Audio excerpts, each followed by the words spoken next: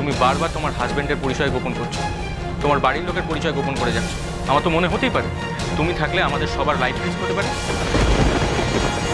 আজকে তুমি কাউকে ফলো করলে, কালকে যদি তোমাকে ফলো করতে 4 জন এখানে চলে আসে, যদি ক্ষতি করার চেষ্টা করে, তখন কি হবে? কি করে এসেছো তুমি? কেন সব ক্লিয়ার করে বলছো না?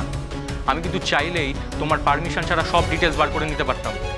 আমি জানি আজকাল টেকনোলজি এত অ্যাডভান্সড, এই কাজটা তেমন কঠিন কিছু নয়, কিন্তু আপনাকে দেখে মনে হয়েছিল আমি না চাইলে আপনি এসব করবেন না।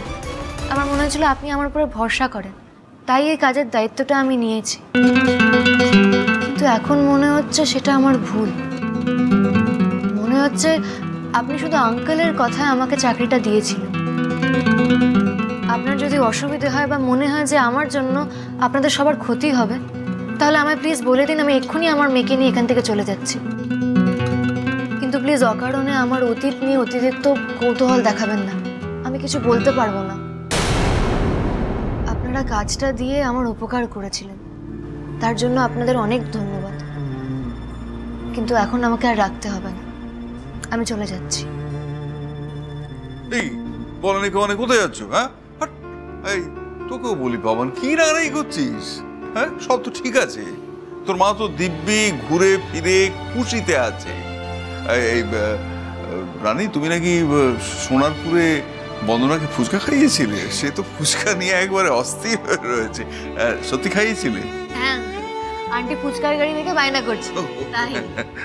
উল্টো পাল্টা সিদ্ধান্ত নিস না। রানী আর তার মেয়ে বাড়ি থেকে চলে গেলে কিন্তু সাংঘাতিক সমস্যায় পড়বো আমরা।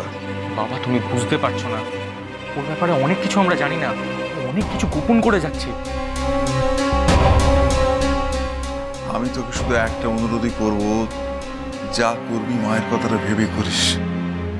তোর মা ওই বাচ্চাটাকে বড় ভালোবেসে ফেলেছে, উপরে গিয়ে দেখ তোর মা গরম জল করছে ওই বাচ্চাটাকে স্নান করাবে বলে। আর যদি তোর বউ বেঁচে থাকতো তাহলে বাড়িটা এমন শূন্যতায় ভরে যেত না। একটা ফুটফুটে নাতনিকে নিয়ে আমরাও তো সারাটা দিন কাটাতে পারতাম। বাবা, তুমি বুঝতে পারছো না, সময়টা ভালো না। এখন চোখ বন্ধ করে কাউকে বিশ্বাস করা যায় না।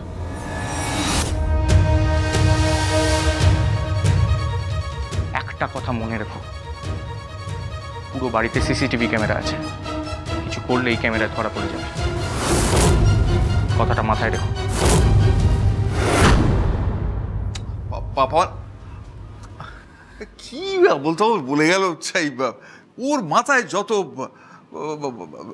বেশি টেনশন করে, ওর কথা বাদ দাও। তুমি তুমি আমার কাছে খুলে বলো তো যে সমস্যাটা কি। আসলে আঙ্কেল, অল্প বয়সেই না আমাকে অনেক বড় বড় সিদ্ধান্ত নিতে হয়েছে, নিজের জন্য, নিজের মেয়ের জন্য।